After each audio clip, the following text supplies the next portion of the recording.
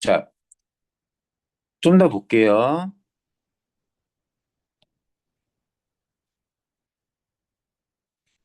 여기에 이 빛깔과 향기는 나의 본질. 내 진정한 색깔과 향기에 맞는 이름을 누군가가 불러줬으면 하는 바람. 그래서 그에게로 가서 꽃이 되고 싶은 소망, 의미 있는 존재가 되고 싶다는 얘기입니다. 이때 꼭 꽃 자체가 중요한 건 아니에요. 다른 말로 바꿔도 상관없습니다. 별로 바꿔도 되고요. 자, 여기까지 한번 볼게요. 여기까지는 어때요? 나가 그의 이름을 부른 겁니다. 그리고 여기는 어때요? 이번엔 그가 나의 이름을 부르는 거죠. 불러줬으면 하는 거죠. 여기는 뭐예요? 나가 그, 너에게, 너가 나에게 상호. 요 앞에는 내가 그를 향하는 것이었고, 그 다음은 그가 나를 향하는 것이고, 이해됐니? 이번엔 서로가 서로를 상호적으로, 앞에는 약간 일방적이라면, 여기는 상호적으로 관계를 맺고 싶어 한다는 얘기.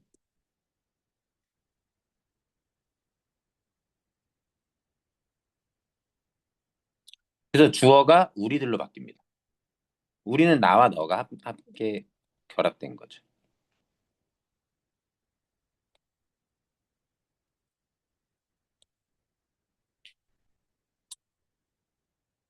나와 너가.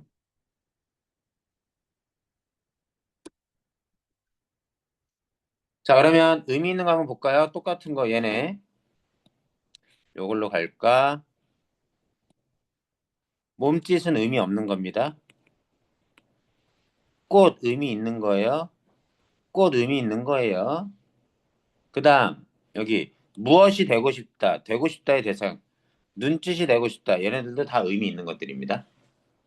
근데 이 밑에 있는 무엇은, 눈짓은 여기에 보여주는 꽃과 살짝 의미 차이가 있는데, 이때는 일방적인 관계에서의 되고 싶은 의미지, 여기는 뭐예요? 서로가 서로에게 되는 눈짓이라는 의미에서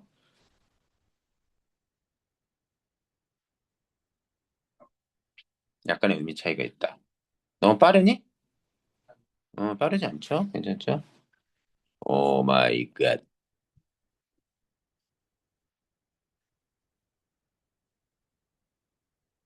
이거 되게 연애시기도 합니다. 한번 가볼게요. 자, 현대시고 꽃이고 서로의 존재를 인식하고 서로에게 의미 있는 관계 되기를 소망하는 작품인데 주제는 자, 뭐뭐 고 싶다의 반복. 반복을 통해 소망을 강조한다. 간절한 어조. 하나 더. 그래서 운율도 형성합니다. 그런 것들이. 꽃은 상징적으로 쓰였다. 대립되는 시어. 대립되는 시어는 좀 이따가 확인해 보죠. 뭐랑 뭐가 대립돼요? 꽃, 의미 있는 것, 눈짓, 뭐, 무엇. 이런 것들은 의미가 있는 것을 나타낸다면, 몸짓은 아직 의미를 갖지 못한 무의미한 것을 상징하기 때문에 대립적이다. 그다음 여기 위에 쪽 빈칸 넣어볼까? 자, 이름 부르기의 의미는 뭐냐? 자, 무의미한 존재를 이름을 부르는 걸 통해서 의미 있는 존재로서 관계를 맺게 되죠. 여기 빈칸 들어가지고 뭐 하나의 몸짓, 이름 부르기를 통해서 의미 있는 존재인 꽃, 무엇, 그리고 눈짓 이런 것들의 의미를 갖게 되는데 그럼 이름 부르기의 뜻은 뭐냐? 대상의 뭐를 인식하는 행위일까요? 존재 좋습니다. 의미도 나쁘진 않은데 저런 존재가 있구나 하는 인식을 하게 되는 계기, 행위. 대상에 의미를 부여하는 행위, 진정한 관계를 맺는 과정, 행위이기도 한 거죠. 화자의 소망은 누군가 자신의 존재를 인식해 주기를 소망한다. 진정한 뭐를 맺음으로써 관계를 맺음으로써 일방적인 관계가 아니라 서로가 서로에게 의미 있는 존재가 되기를 마지막에 소망하는 거죠. 내가 의미 있는 존재이고도 싶지만 서로 그렇게 의미 있는 존재가 되고 싶어 하는 것. 시와나 식구의 의미 상징적인 의미입니다. 꽃, 무엇, 눈짓은 의미 있는 것, 몸짓은 의미 없는 것, 빛깔과 향기는 본질, 어떤 존재의 본질.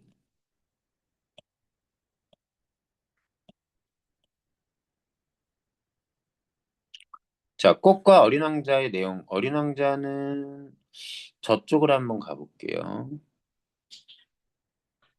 여기 4페이지에 5번 문제 봅시다.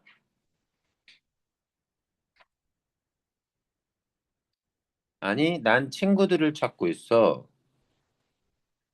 길들인다는 게 뭐지?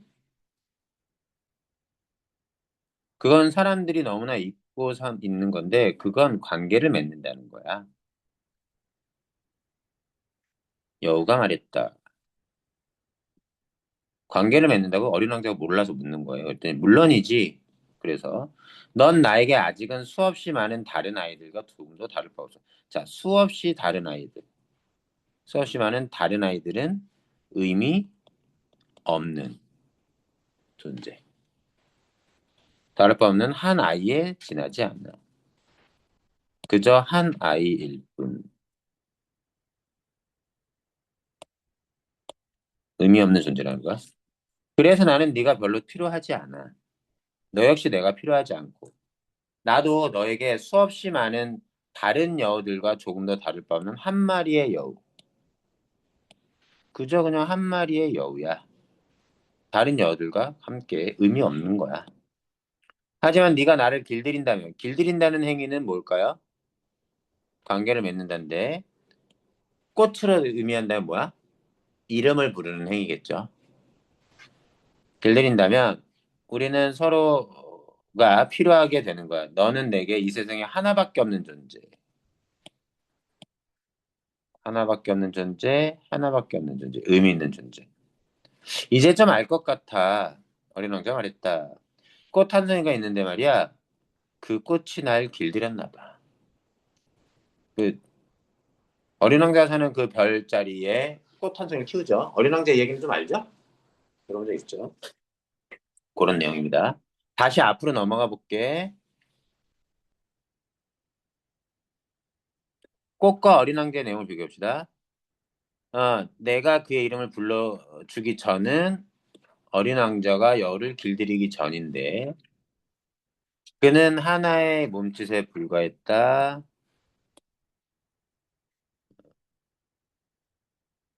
여우는 다른 여우나 다른 아이들과 다를 바 없었다. 그의 이름을 불렀고 길들이는 거지. 행위는 똑같아요.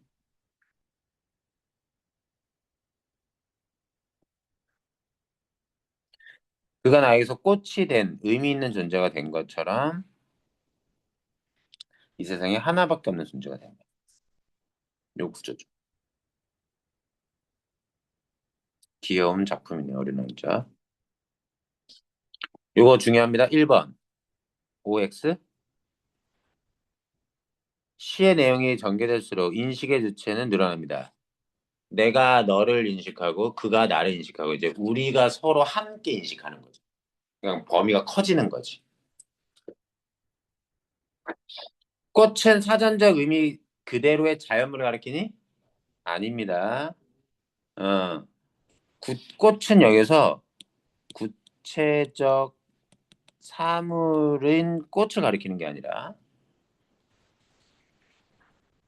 어떤 추상적인 어떤 관념에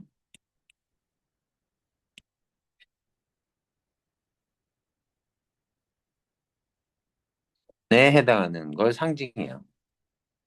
존재 본질, 뭐가 존재 본질이지? 빛깔과 향기, 아까 나왔었지. 나의 빛깔과 향기에 맞는. 본질은 본바탕입니다. 진짜 내 모습에 해당하는 것. 그것에 걸맞은 이름을 붙여달라는 거야. 엉뚱한 이름 말고.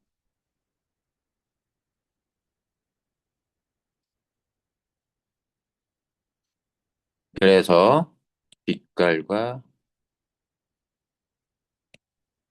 향기. 너네 수행평가 열심히 해야 된다. 어? 음. 학습지 잘 적고. 이 시의 화자, 이 시의 나는 누군가 자신의 본질에 맞는 누군가가 자신의 본질에 맞는 뭐를 불러주길? 이름을 불러주기를 소망한다.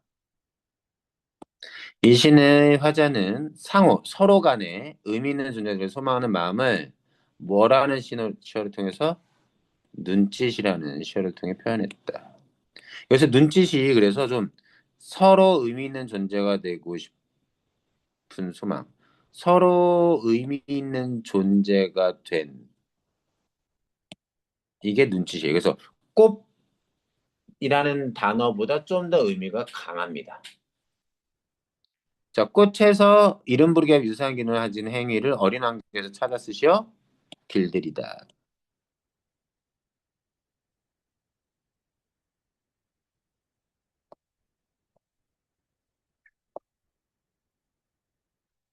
3페이지 문제는 3페이지 문제는 여기 시가 직접 안 나와 있기 때문에 앞에 시를 참고하면서 푸시면 돼요. 1번, 2번 막 이렇게 찾을 때 앞에 확인하면서 풀면 됩니다. 잠깐 시간 드릴 테니까 1번부터 5번까지 한번 풀어보세요. 아, 얘 진짜 연락 안 되네. 시우리. 계약하니까 좋니? 네. 계약해서 좋아? 어. 혼자 있는 거보단 집에서 있는 거보단 이렇게 다니는 게 아, 이거 피곤이야 당연히 하지. 근데 노는 것도 피곤하잖아. 노는 것도 원래 피곤하잖아.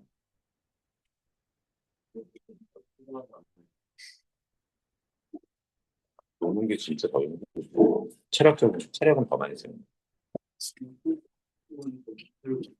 오늘 너무 쉬었다가 그래, 너무 쉬었.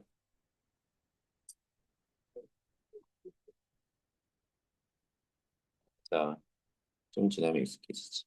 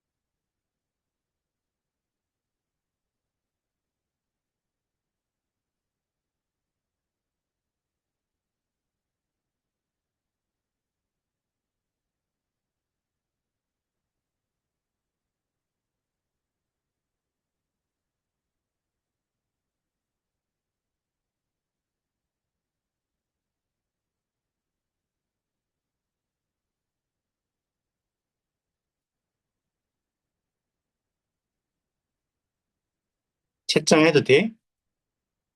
잠깐만. 아직 잠깐 기다릴게. 아직 안 돼.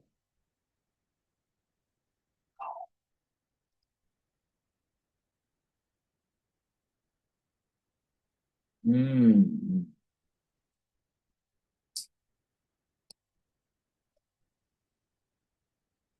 어,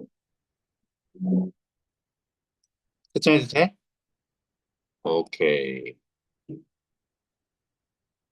아, 잠깐. 등짝. 참. 아, 아. 자, 1번부터 답 맞춰봅니다.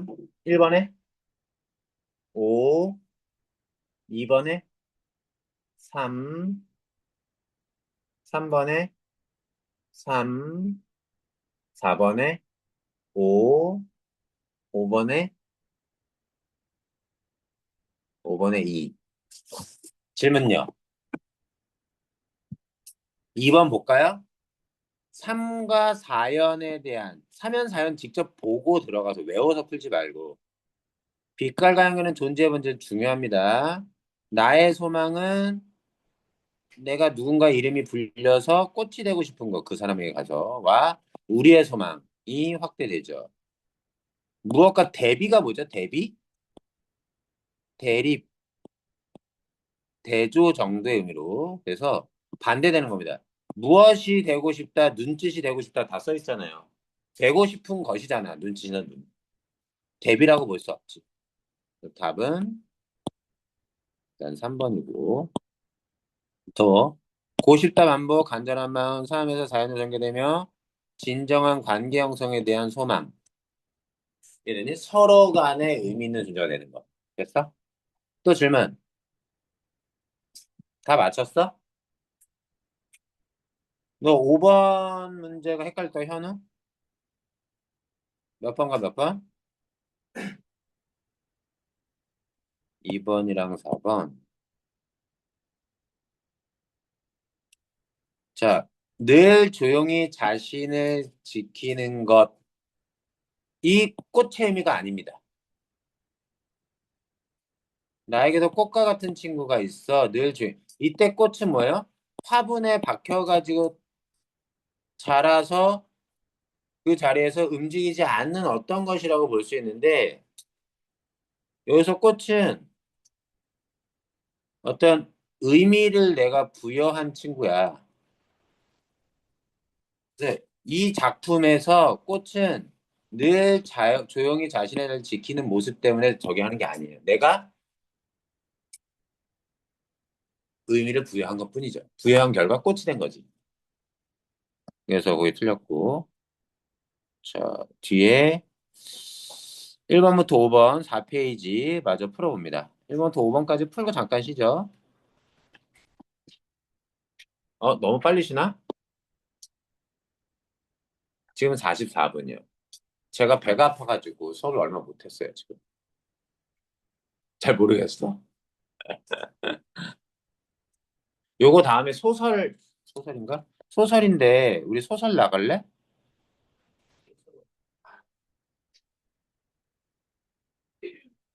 뒤에. 길모퉁에서 만난 사람들. 아직 학교에선 진도 안 나왔을걸? 부각하는 건 의미를 강조하는 겁니다. 두드러지게 드러내는 게 이제 부각하는 건데요.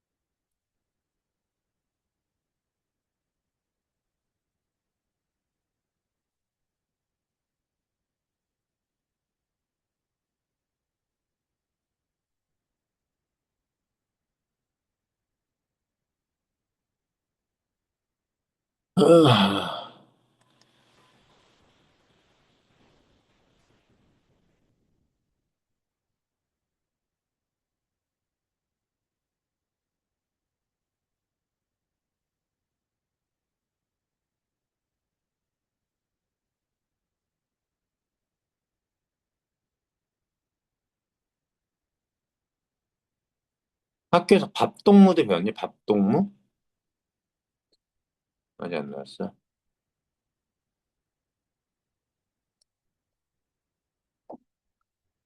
유행이 패러디 준대 말이야.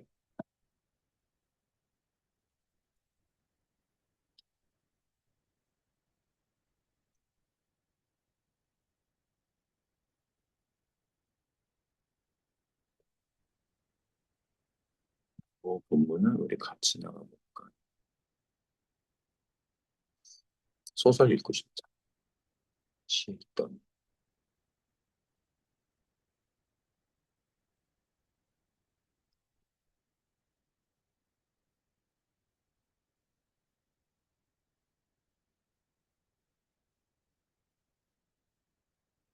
헐.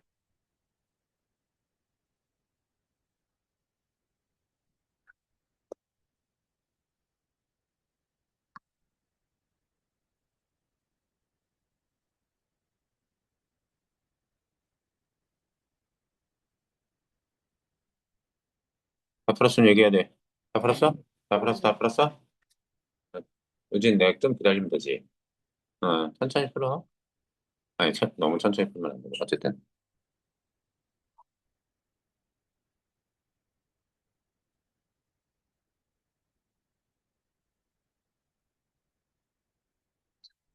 유키. 그러면, 잠시만요. 내가 뭐 좀 걸어놓고 시작할게. 됐다. 여. 자, 주- 채점합니다.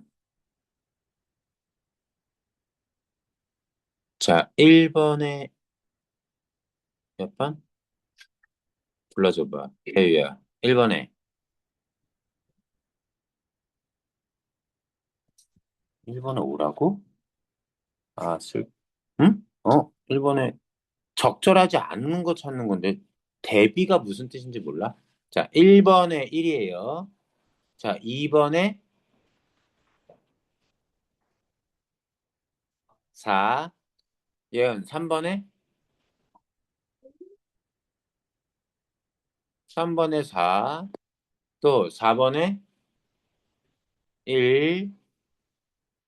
5번, 꽃이 된다는 것은 하나밖에 없는 존재가 되는 것이다. 꽃이 된다는 것은 서로에게 필요한 존재가 된다는 것이다. 관계를 맺는다는 것이다. 뭐 이런 식으로 들어가면 되겠습니다. 아니, 여기 틀릴 게 뭐가 있어? 봐봐. 집중 안 해. 자, 봐. 일단 1번 문제 봐. 표현사의 특징. 나, 그, 우리로. 아니, 인식해 주세요. 축소 몰라? 축소? 태유야? 축소가 아니라 확대지. 아니, 시를 안 봐도 나, 그에서 우리로 포함되는데. 그렇죠. 확대된다. 나머지 고싶다 반복, 몸짓, 꽃, 눈짓으로 인식 내용이 점차 커져. 눈짓은 뭐였어? 서로가 서로에게 의미를 갖는 관계였습니다. 그죠? 범위가 더 커요. 상징적 의미, 대비랑 같은 말, 대립, 비슷한 말, 대조, 이런 거예요. 그 다음, 이번 문제는 다 맞췄니? 틀린 사람 없겠죠?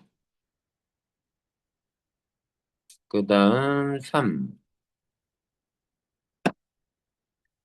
이 시를 통해 알 수 있는 화자의 소망으로 적절하지 않은 겁니다. 별거 있네. 누군가 자신이 있는 서로에게 의미 있는 존재, 나의 본의를 알아봐주길. 무엇에서 야, 무엇과 눈짓은 유사해요. 아시겠죠? 그래서 이러면 안 돼요. 자, 하나씩 확인합니다. 기억에 대한 설명으로 기억이 뭐죠? 이름을 부른다. 건 자신의 성찰과 상관이 없습니다. 성찰은 뭐지? 자기를 되돌아보고 살펴서 반성하고 하는 것들이에요. 나머지 알아두셔야 돼요. 진정한 관계, 대상들의 인식, 의미 부여, 내가 그를 달리 인식하게 되는 계기. 그를 원래 몸짓으로만 여겼다가 꽃으로 여기게 되는 거죠.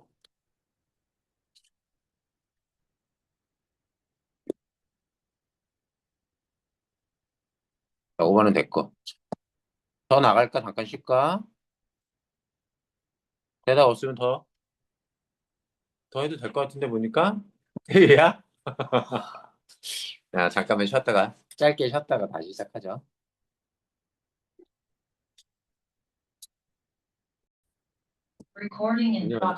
이칠 권리는 이칠 권리를 나중에 나가고 소설 나갔으면 좋겠는데. 자, 문제 풀어봅시다. 어디냐면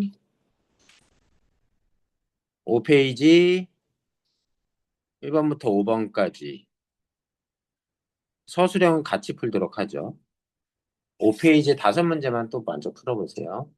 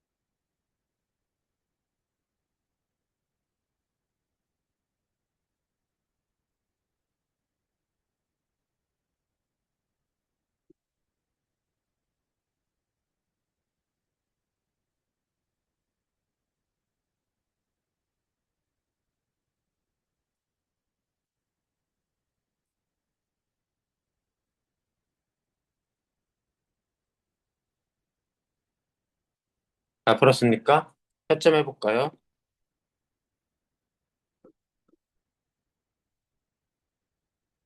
헐, 환율이 1,500원대로 올라갔네.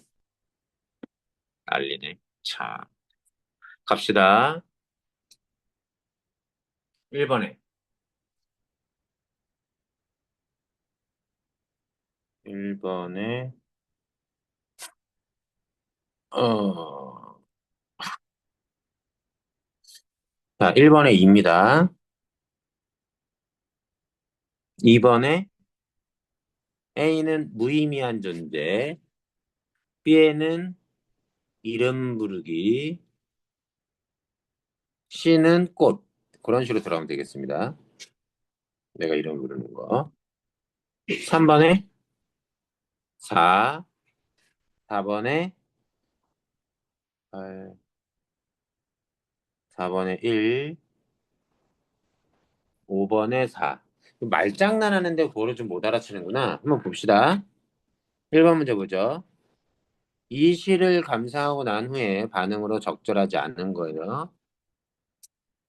자, 나도 친구의 빛깔과 향기에 맞는 이름을 불러줘서 이건 진정한 관계를 맺고자 하는 의도를 나타내고 있기 때문에 주제에 잘 따라가고 있죠. 그리고 사람 사이의 관계는 고정적이어서 야, 나와 그는 의미를 부여하지 못한 관계였어. 근데 이름을 부름으로써 나랑 그의 관계가 변했지. 고정적에서 변하는 것이 쉽지 않고는 잘못된 반응이지. 그래서 답은 2번이에요. 좀만 더 볼게. 4번. 식물로만 인식했던 꽃을 특별한 존재로 표현했지. 존재를 표현하는데 사용하고 있잖아. 그지? 특별한 의미를 갖는 존재라고 표현하는데. 이것도 적절한 겁니다. 상대의 본질을 알아보는 것이 관계 형성의 시작. 자신의 존재를 인식해주길 바라는 친구가 주변에 있는지 살펴봐야겠어. 오케이. 그래서 내가 불러주는 게 필요한 거고. 3번은 됐고 4번 봅시다. 이 시와 보기 모두 꽃이 의미를 부여하는 주체. 주체라는 말이 뭔지 모르나 보네. 봐봐. 철수가 영희를 손으로 밀었다. 자, 봅시다. 주체는요, 요 서술어를 기준으로 누가 무엇이에 해당하는 찾는 겁니다. 밀었대. 누가 밀었죠? 철수가 밀었습니다. 그쵸? 이해됐니? 꽃이 이름 불렀습니까? 누가 의미를 부여했죠? 의미 부여하는 건 누구죠? 나거나, 그치? 주로 나죠? 그리고 그 다음에 그가 나를 불러주거나, 그리고 나가 그를, 너, 그를, 너가 나를. 그래서 주체는 꽃이 아니에요. 꽃은 의미를 가진 존재를 나타내는 말이지. 그래서 이 말이 안 되는 거예요. 진정한 관계 형성, 길들이는 행위는 이름 부르기, 소망대로 혹은 눈짓이 실현된다면 이제 서로 의미를 가지는 존재가 된다면 서로에게 필요한 존재가 될 것이다. 길들여지기 전 수많은 여우들과 다를 바 없는 이 시의 모습은 이 시의 몸짓, 의미 없는 것. 적절하죠, 다. 5번은 다 맞췄어요? 5번은 괜찮지? 요거 하나씩 같이 갑시다. 1번, A에 들어갈 거 뭘까요? 여기 있는 거 보면서 봐도 돼요. 프린트에. 서술형 1번. 내가 그의 이름을 불렀어. 여기 봐봐. 이름 부르기 전, 길들이기 전, 서로 몸짓이나 의미 없는 존재에 불과했어. 그런데 나는 그의 이름을 불렀어. 그 행위랑 같은 거 뭐냐고. 의미를 부여하면 아니지. 행동을 봐봐. 이름 불러주기 전, 길들이기 전, 이렇게 나오잖아. 서로 매칭시키라. 이것에 의미를 묻는 게 아니야. 어린 왕자에는 꽃이라는 시에서 그의 이름을 부르는 행위와 같은 행위가 뭐냐를 묻는 거야, 이 문제의 의도는. 길들이기죠. 누가 어린 왕자가 여우를 길들임.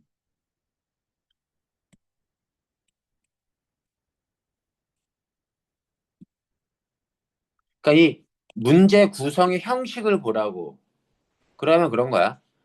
이름을 불러준 뒤에 그리고 왕자 여우를 길들인 뒤에 그는 나에게서 꽃이 됐고 길들인 뒤에 뭐가 됐어요? 본문에 확인하시면 돼요. 찾아 쓰는 거니까. 뭐가 돼? 세상에 하나밖에 없는 존재가 됐다. 이렇게 써야지. 세상에서 하나밖에 없는 존재. 누가? 여우. 여우가 뭐 그렇 서로가라고 해도 되겠습니다. 서로가 서로에게 없어서는 안 되는 하나밖에 없는 존재가 되었다. 자, 가에서 대상에 대한 인식의 변화를 가져오는 행위가 뭐죠? 이름 부르기입니다. 적으세요. 이름 부르기. 그리고 이름 부르기를 통해 의미 없던 존재가 의미를 가진 존재로 변하고 있고, 이름을 부른다는 건 결국은 의미를 부여하는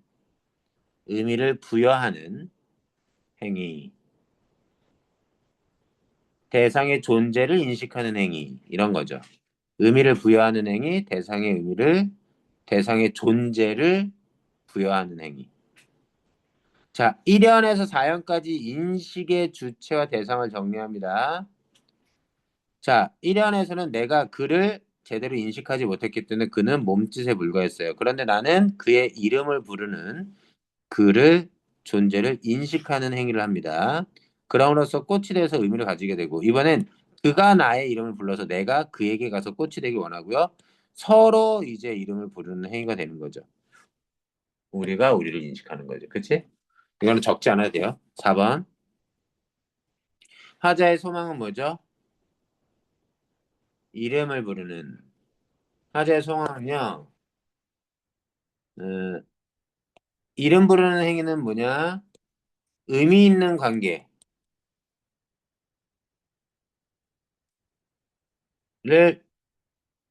맺는 겁니다. 이름 부르는 행위는.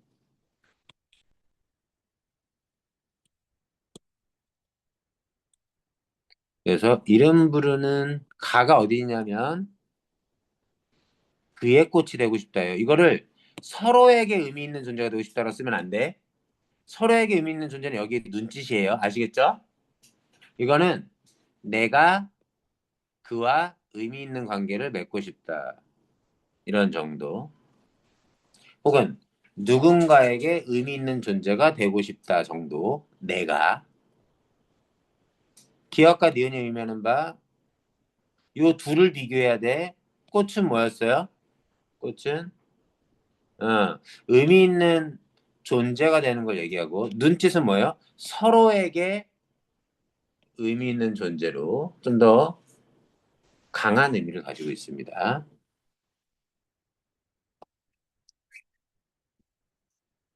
두 가지 선택권이 있어. 소설을 좀 더 나갈 수도 있고 학교 진도에서 아직 안 나간 학교에서 진도 나간 이칠 원리 주장하는 걸 학교 나갔어? 태우 기절하기 직전이네.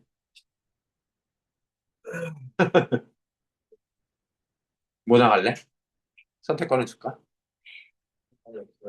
상관없어? 상관 없어요. 소설 나갈까? 소설? 그 뒤에 소설이 있긴 한데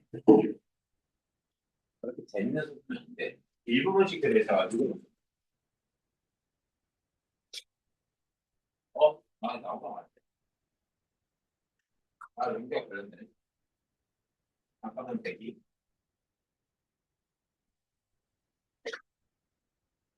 약간 쉬고 있어?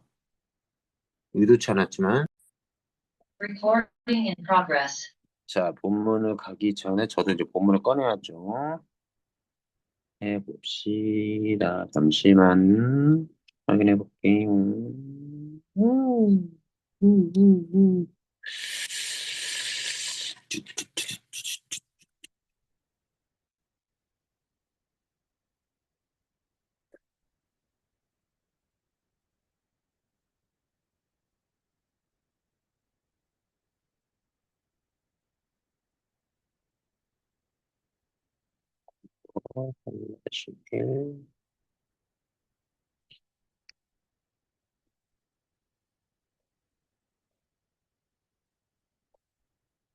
요거 하면 끝냅니다.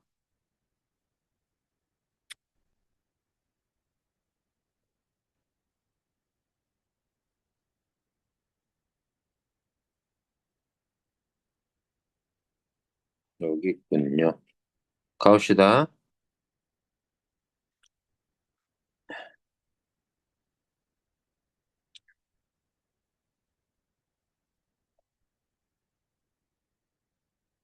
자, 길모퉁이에서 만난 사람 보죠.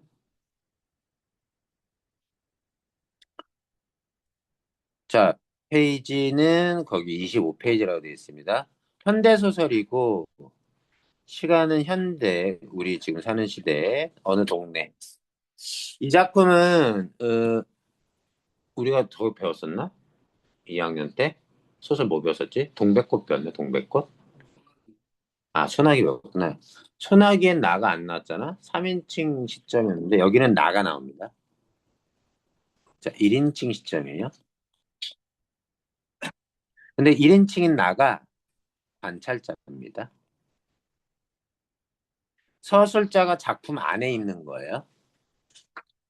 1인칭이라는 건 작품 안의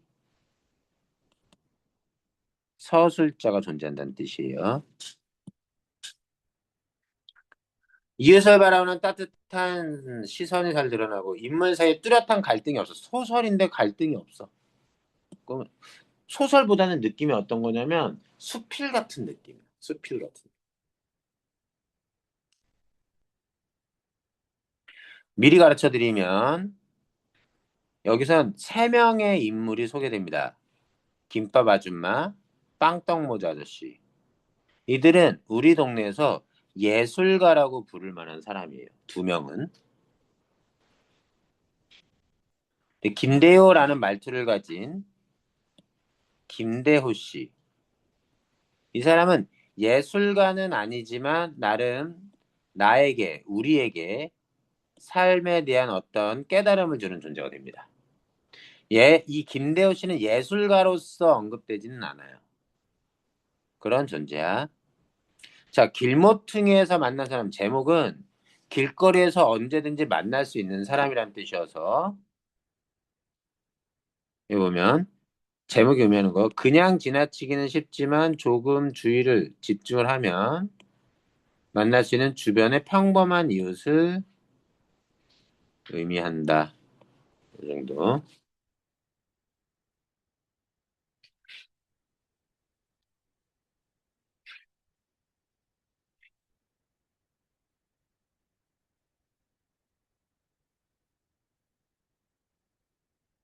음,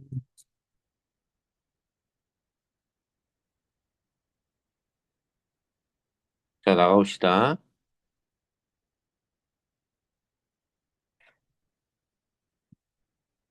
우리 동네 예술가 두 사람 이제 소개하는 거예요.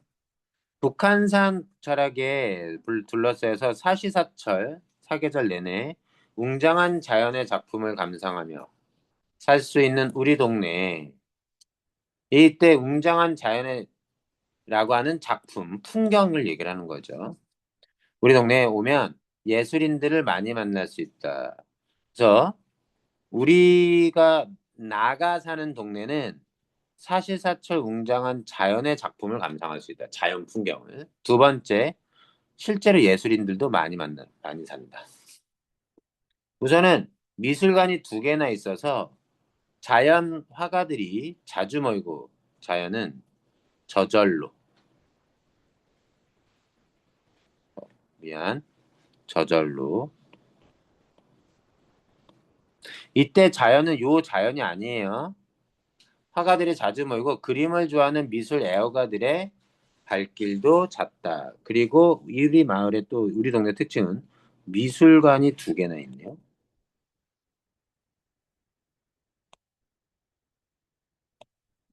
그 덕분에 화가들, 실제 예술인도 있고 미술을 좋아하는 사람들도 많이 오고.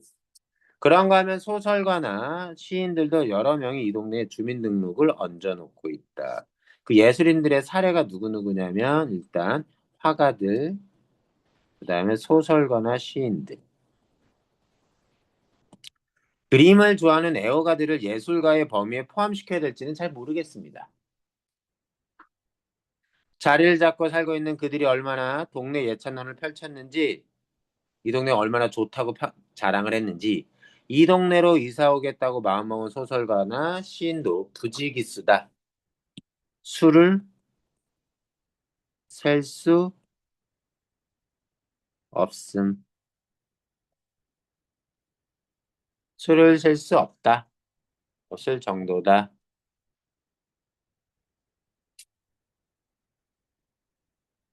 더 간다. 그 밖에도 음악이나 방송 혹은 언론에서 종사하는 사람들도 가끔씩 만나게 되는데, 나로서는 그들이 금방 근처에 사는 사람들인지 방문객들인지는 알 수 없다. 이거 시험제 나올 수 있죠. 어떤 시험제 나오냐면요. 여기 화가들과 소설가 시인들은 이 동네 사는 사람들입니다. 사는 사람들이에요. 아, 이것도 좀 애매하네. 그러니까 예술인들을 많이 만날 수 있는 거지 많이 살고 있다는 건 아니네. 봐봐, 다시 한번.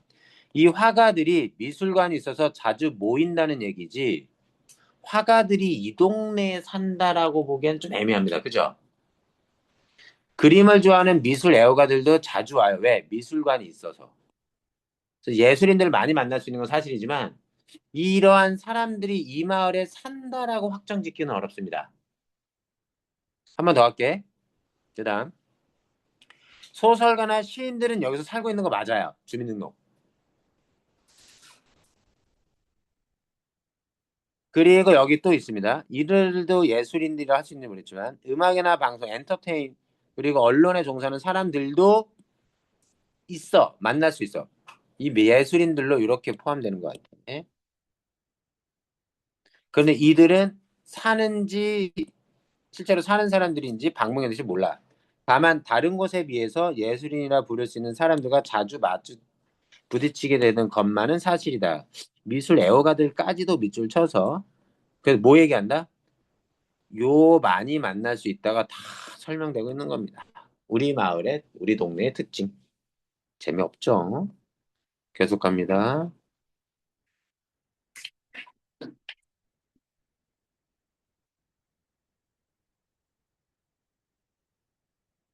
그림이 왜 이렇게 많아? 페이지 수만 많지 뭐 양은 많지 않습니다. 글이. 우리 동네 또 하나의 특색은 규모가 작은 카페들이 아주 많다. 그래서 흔히 동네 앞 큰 길을 우리는 카페 거리라고 부른다.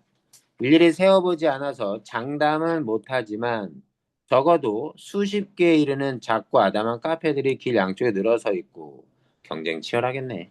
각각 내걸고 있는 상호들은 가게 이름들은 또 얼마나 예술적인지 카페 간판들을 쭉 읽다 보면 흡사 한 편의 서정시를 감상하는 기분이 된다. 그리고 카페도 많은데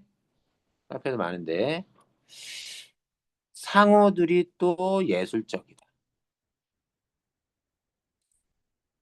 간판 이름들이나 그 디자인이 예쁜가 봐요. 그것을 자주 찾는 글동네 선배의 말에 의하면 자, 그러면 이들 카페 주인들은 거의가 쟁이라고 했다. 이 카페의 고객들을 쟁이라고 불렀는데 쟁이는 뭐냐?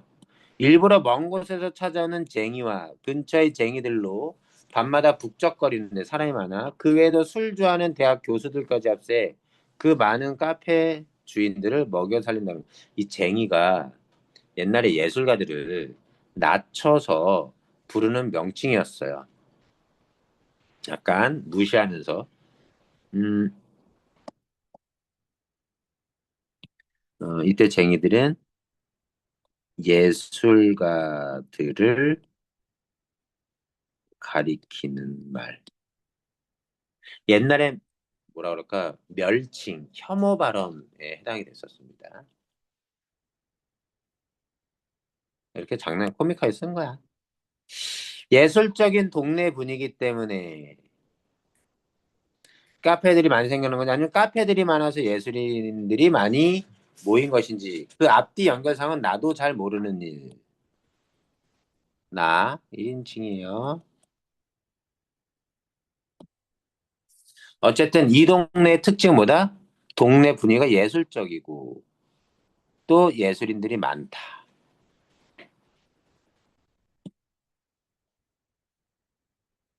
하지만 이곳 카페들이 술 좋아하는 빈약한 주머니 사정의 쟁이들. 빈약한 주머니 사정, 가난한 형편에 예술이 돈이 잘 안 되죠. 돈이 잘 되는 사람은 극소수지. 쟁이들을 넉넉하게 포용하고 있는 것을 보면 태폐와 활락으로 눈살을 찌푸려는 여느 보통의 술집과는 여러모도 다르다. 얘랑 카페들은 다르다. 다른 집 카페는 다른 카페들 다른 술집들은 퇴폐와 활락으로 부정적인 퇴폐는 부도덕하고 도덕적이지 않고 이런 거.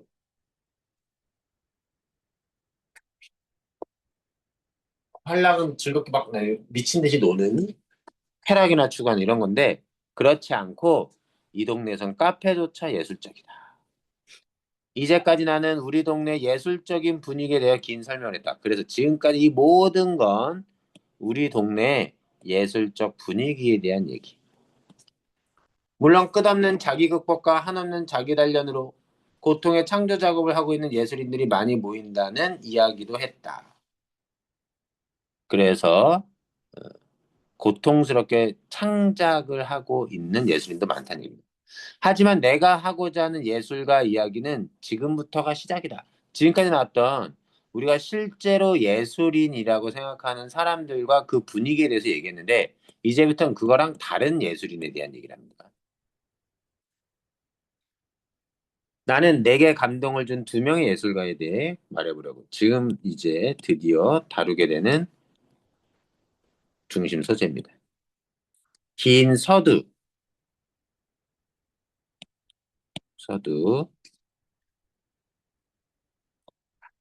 글머리, 시작하는 말을 펼치고 있었던 셈이다. 결국 이거 얘기하고 싶은 거야. 이 두 명의 예술가들이 만드는 작품은 어떤 것이고 그들은 어떤 생활을 하고 있는지에 대해 지금부터 이야기가 말해줄 것이다. 이제 앞으로 나는 이거 이야기할 거야.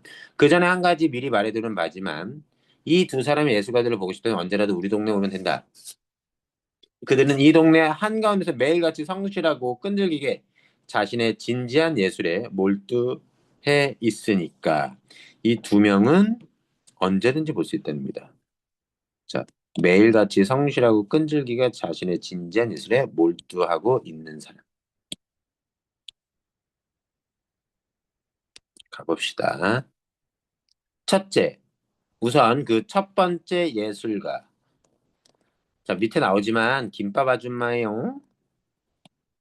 여기 나오죠. 자, 그 첫 번째 예술가의 특징. 늘 흰 가운. 특징에다가 색칠 한번 해보죠. 흰 가운을 입고 있다. 그리고 여자야.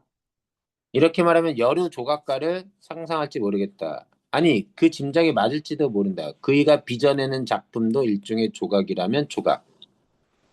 그이가 빚어내는 작품, 김밥 아줌마니까 김밥 얘기하는 거고요. 일종의 은유법이라고 보면 되겠습니다. 배고파. 예찬적 태도죠. 예찬이 무슨 뜻인지 아니? 어떤 대상을 크게 칭찬하는 걸 얘기를 해. 한민이 자니? 괜찮지? 그이는 매일 아침 9시에 일터로 나와서 저녁 9시가 되면 가운을 벗고 집으로 돌아간다. 와, 완전 부지런.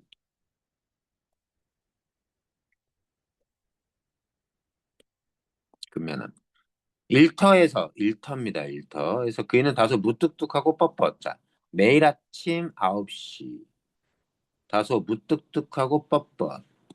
남하고 싱거운 소리를 나눈 일이 거의 없어. 잘 웃지도 않아. 무뚝뚝하다. 얘기 안 해. 뻣뻣해. 오히려 늘 화를 내고 있는 것처럼 보이기도 한다. 그런 얼굴로 화내고 있는 듯한 얼굴. 그이는 늘 일을 하고 있다. 그이가 만드는 작품은 불티나게 팔리고 있으므로 하기야 쉴 틈도 많지 않다. 묵묵히 일만 하고 있는 그 일을 우리는 김밥 아줌마로 드디어 나왔네요. 라고 부른다. 묵묵히 일만 하는. 네. 그이가 만드는 작품은 자연히 김밥이라는 이름을 가지고 있다. 하지만 그의 김밥은 보통의 김밥과 아주 달라. 언제 먹어도 그이만이 낼 수 있는 담백하고 구수한 맛이 사나울 거라는 그의 김밥은 절대 맛을 속이지 않아. 마저 더 가볼게. 전혀 어렵지 않아요, 내용. 김밥 아줌마는 작품을 만들 때, 자, 김밥을 만들 때, 사람들이 보고 있으면 화를 낸다. 오, 김밥 말 때 화를 내요? 보고 있으면? 누군가 쳐다보면 마음이 흔들려서 실패작만 나온다. 김밥을 말고 있을 땐 누가 말을 해도 들은 척을 안 해. 들은 척도 하지 않아. 한 번 더 말을 시키면 여럿이 승질내며 일을 놓아버려.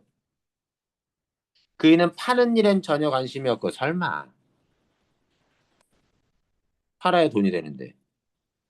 오직 김밥 만드는 행위에만 몰두해 있습니다.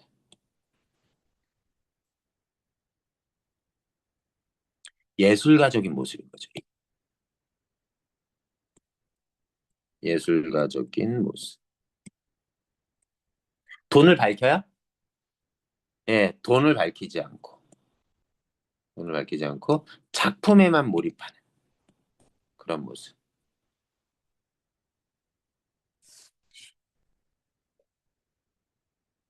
약간 우리가 좀 그 뛰어난 장인 생각하면 약간 괴팍하고 보통 사람과 다른 그런 느낌이라고 볼 수 있는 그런 모습을 가지고 있지.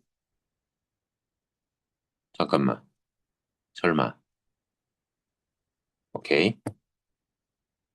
언젠가 나도 나의 경험, 김밥 많은 것을 구경했다가 당했다. 뭐에 당했어? 화를 내는 것에. 쳐다보고 있으니까 김밥 옆구리가 터지는 실수를 다 한다고 남한테 신경질을 내.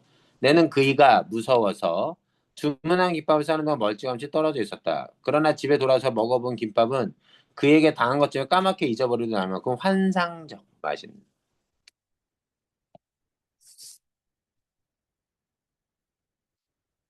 그 김밥은 돈 몇 푼의 이익을 위해 말아진 그런 김밥이 아니었다. 자, 돈 몇 푼의 이익을 위한 것이 아니다. 그래서 나는 그의 김밥을 서슴지 않고 작품이라 부른다. 작품이라는 이름에는 뭐가 들어있다? 예찬. 아줌마를 높이 칭찬하는 마음이 들어있다. 그래서 신경질을 낸 그 아줌마한테 당한 걸 전혀 기분 나쁘지 않은 거야. 자, 두 번째 예술가, 빵떡 모자 아저씨. 어떡하죠? 우리 몇 시 끝나는 거죠? 우리 시험 대비기하니까 아닌가? 그냥 음, 음, 지금, 빵떡모자 아저씨부터 다음 시간 할까요? 네.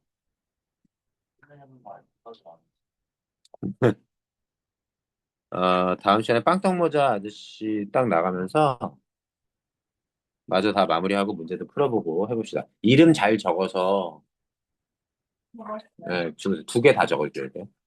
오케이. 또, 음, 여기서 마무리 줄게. 자,